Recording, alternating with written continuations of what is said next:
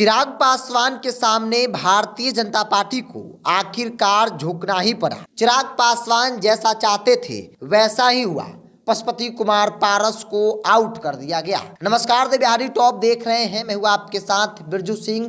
NDA के अंदर चिराग पासवान और उनके चाचा पशुपति कुमार पारस के कारण सीटों का गणित जो है वो नहीं तय हो पा रहा था।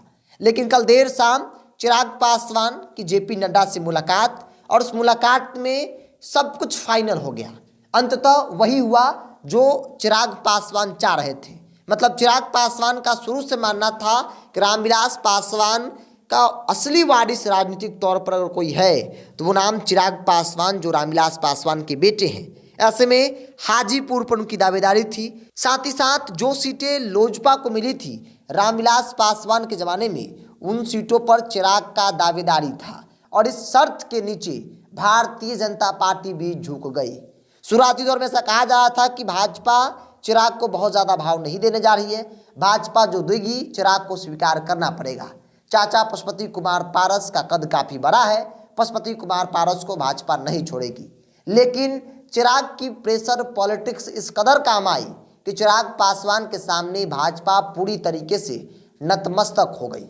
जो खबर आई है कि चिराग पासवान की पार्टी को 4 लोकसभा की सीटें मिली है, वही पशुपति कुमार पारस की पार्टी को एक भी लोकसभा की सीट भाजपा नहीं देने जा रही है। मतलब चिराग पासवान के पक्ष में फैसला जो है वो हुआ है। चिराग जैसा चाहते थे वैसा ही सब कुछ होता दिख रहा है। ऐसे में सवाल है कि अब पशुपति कुमार पारस का क्या होगा, क्योंकि भाजपा कैसे उन्हें एडजस्ट करेगी, क्योंकि अब उनके झोली में एक भी लोकसभा की सीट नहीं मिल रही है। पशुपति कुमार पारस को भाजपा ने स्पष्ट तौर पे कहा कि आप राज्यसभा चले जाइए, चुनावी राजनीति की आपकी उम्र नहीं रही, ऐसे में आप राज्यसभा की राजनीति कीजिए, भतीजों को विरासत सौंप दीजिए। बेशक पार्टी एक न हो, लेकिन जो सीटें हैं वो चिराग पासवान के खाते में ही दे दी जाएगी।